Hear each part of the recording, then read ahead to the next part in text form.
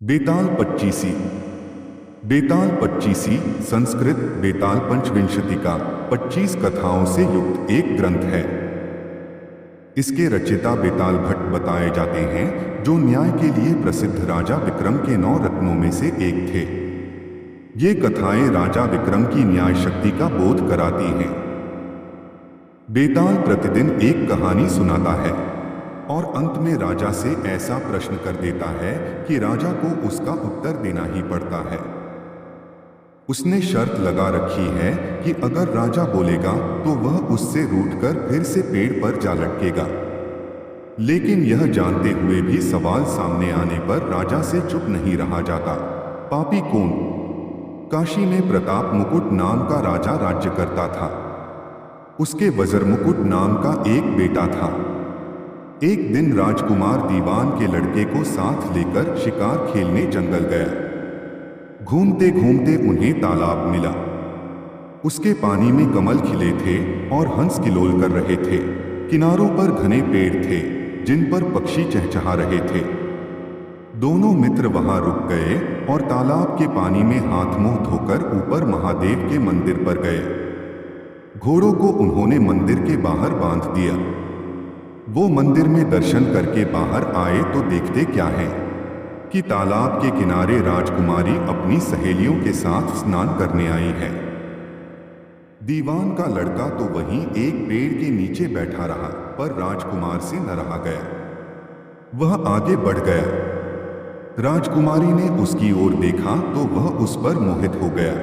राजकुमारी भी उसकी तरफ देखती रही। फिर उसने किया क्या कि जूड़े में से कमल का फूल निकाला, कान से लगाया, दांत से कुतरा, पैर के नीचे दबाया और फिर छाती से लगा अपनी सखियों के साथ चली गई।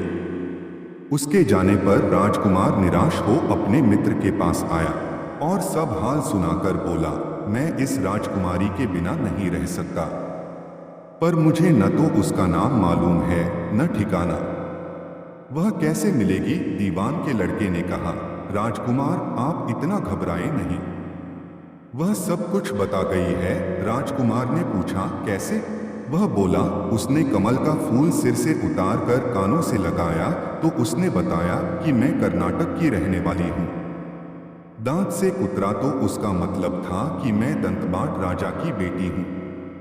पांव से दबाने का अर्थ था कि मेरा नाम पद्मावती है और छाती से लगाकर उसने बताया कि तुम मेरे दिल में बस गए हो। इतना सुनना था कि राजकुमार खुशी से फूल उठा। बोला, अब मुझे कर्नाटक देश में ले चलो। दोनों मित्र वहां से चल दिए। घूमते फिरते सैर करते दोनों कई दिन बाद वहां पहुंचे। राजा के महल के पास गए तो एक बुढ़िया अपने द्वार पर बैठी चरखा काटती मिली।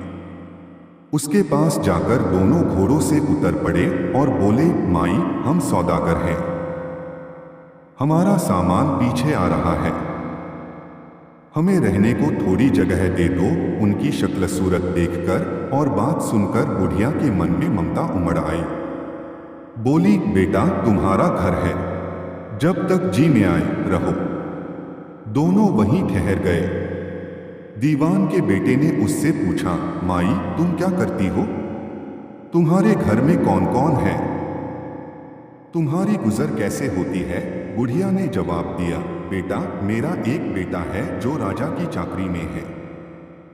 मैं राजा की बेटी पहमावती की धाय थी। बूढ़ी हो जाने से अब घर में रहती हूँ। राजा खाने पीने को दे देता है।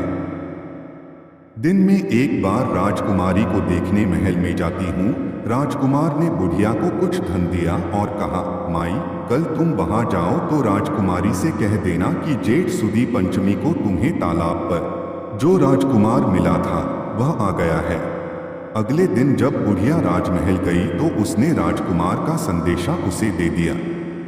सुनते ही राजकुमारी ने गुस्सा होकर हाथों में चंदन लगाकर उसके गाल पर तमाचा मारा और कहा, मेरे घर से निकल जा। बुढ़िया ने घर आकर सब हाल राजकुमार को कह सुनाया। राजकुमार हक्का बक्का रह गया। तब उसके मित्र ने कहा, राजकुमार, आप घबराएं नहीं, उसकी बातों को समझें। उसने देसों उंगलियां सफेद चंदन में मारी इससे उसका मतलब यह है कि अभी 10 रोज चांदनी के हैं, उनके बीतने पर मैं अंधेरी रात में मिलूंगी। 10 दिन के बाद बुढ़िया ने फिर राजकुमारी को खबर दी तो इस बार उसने केसर के रंग में 3 उंगलियां डुबोकर उसके मुंह पर मारी और कहा, भाग यहां से। बुढ़िया ने आकर सारी बात सुना दी। राजकुमार शोक से व्याकुल हो गया। दीवान के लड़के ने समझाया, इसमें हैरान होने की क्या बात है। उसने कहा है कि मुझे मासिक धर्म हो रहा है। 3 दिन और ठहरो। 3 दिन बीतने पर बुढ़िया फिर वहां पहुंची। इस बार राजकुमारी ने उसे फटकार कर पश्चिम की खिड़की से बाहर निकाल दिया। उसने आकर राजकुमार को बता दिया। सुनकर दीवान का लड़का बोला, मित्र, उसने आज रात को तुम्हें उस खिड़की की राह बुलाया है। मारे खुशी के राजकुमार उछल पड़ा। समय आने पर उसने बुढ़िया की पोशाक पहनी, इत्र लगाया, हथियार बांधे। दोपहर रात बीतने पर वह महल में जा पहुंचा और खिड़की में से होकर अंदर पहुंच गया। राजकुमारी वहां तैयार खड़ी थी। वह उसे भीतर ले गई। अंदर के हाल देखकर राजकुमार की आंखें खुल गईं। एक से एक बढ़कर चीजें थीं। रात भर राजकुमार राजकुमारी के साथ रहा। जैसे ही दिन निकलने को आया कि राजकुमारी ने राजकुमार को छिपा दिया और रात होने पर फिर बाहर निकाल लिया। इस तरह कई दिन बीत गए। अचानक एक दिन राजकुमार को अपने मित्र की याद आई।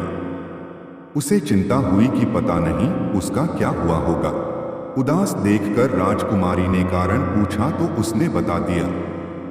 बोला, वह मेरा बड़ा प्यारा दोस्त है, बड़ा चतुर है। उसकी होशियारी ही से तो तुम मुझे मिल पाई हो। राजकुमारी ने कहा, मैं उसके लिए बढ़िया बढ़िया भोजन बनवाती हूं। तुम उसे खिलाकर तसल्ली देकर लौट आना। खाना साथ में लेकर राजकुमार अपने मित्र के पास पहुंचा। वे महीने भर से मिले नहीं थे। राजकुमार ने मिलने पर सारा हाल सुनाकर कहा कि राजकुमारी को मैंने तुम्हारी चतुराई की सारी बातें बता दी हैं, तभी तो उसने यह भोजन बनाकर भेजा है। दीवान का लड़का सोच में पड़ गया। उसने कहा, यह तुमने अच्छा नहीं किया। राजकुमारी समझ गई कि जब तक मैं हूं वह तुम्हें अपने बस में नहीं रख सकती, इसलिए उसने इस खाने में जहर मिलाकर भेजा है। यह कहकर दीवान के लड़के ने थाली में से एक लड्डू उठाकर कुत्ते के आगे डाल दिया। खाते ही कुत्ता मर गया। राजकुमार को बड़ा बुरा लगा। उसने कहा, ऐसी स्त्री से भगवान बचाए, मैं अब उसके पास नहीं जाऊंगा।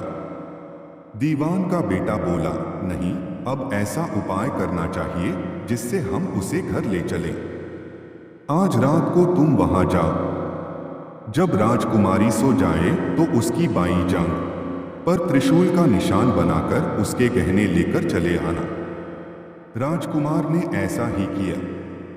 उसके आने पर दीवान का बेटा उसे साथ ले योगी का भेष बना मरघट में जा बैठा और राजकुमार से कहा कि तुम ये गहने लेकर बाजार में बेच आओ। कोई पकड़े तो कह देना कि मेरे गुरु के पास चलो और उसे यहाँ ले आना। राजकुमार गहने लेकर शहर गया और महल के पास एक सुनार को उन्हें दिखाया। देखते ही सुनार ने उन्हें पहचान लिया और कोतवाल के पास ले गया। कोतवाल ने पूछा तो उसने कह दिया कि ये मेरे गुरु ने मुझे दिए हैं। गुरु को भी पकड़वा लिया गया। सब राजा के सामने पहुंचे। राजा ने पूछा, योगी महाराज, ये गहने आपको कहां से मिले? योगी बने दीवान के बेटे ने कहा, महाराज, मैं मसान में काली चौदस को डाकिनी मंत्र सिद्ध कर रहा था कि डाकिनी आई। मैंने उसके गहने उतार लिए और उसकी बाईं जांघ में त्रिशूल का निशान बना दिया। इतना सुनकर राजा महल में गया और उसने रानी से कहा कि पद्मावती की बाईं जांघ पर देखो कि त्रिशूल का निशान तो नहीं है। रानी ने देखा तो निशान था। राजा को बड़ा दुख हुआ। बाहर आकर वह योगी को एक ओर ले जाकर बोला, महाराज, धर्मशास्त्र में खोटी स्त्रियों के लिए क्या दंड है? योगी ने जवाब दिया, राजन, ब्राह्मण, गऊ, स्त्री, लड़का और अपने आश्रय में रहने वाले से कोई खोटा काम हो जाए तो उसे देश निकाला दे देना चाहिए। यह सुनकर राजा ने पद्मावती को डोली में बिठाकर जंगल में छुड़वा दिया। राजकुमार और दीवान का बेटा तो ताक में बैठे ही थे। राजकुमारी को अकेली पाकर साथ ले अपने नगर में लौट आए और आनंद से रहने लगे। इतनी बात सुनाकर बेताल बोला, राजन, यह बताओ कि पाप किसको लगा है? राजा ने कहा, पाप तो राजा को लगा। दीवान के बेटे ने अपने स्वामी का काम किया। कोतवाल ने राजा का कहना माना और राजकुमार ने अपना मनोरथ सिद्ध किया। राजा ने पाप किया, जो बिना विचारे उसे देश निकाला दे दिया। राजा का इतना कहना था कि बेताल फिर उसी पेड़ पर जा लटका। राजा वापस गया और बेताल को लेकर चल दिया। बेताल बोला, राजन सुनो, एक कहानी और सुनाता हूँ। दोस्तों, अगर आपको हमारी ये कहानी पसंद आई तो लाइक करिए, सब्सक्राइब करिए। धन्यवाद, नमस्कार, थैंक यू।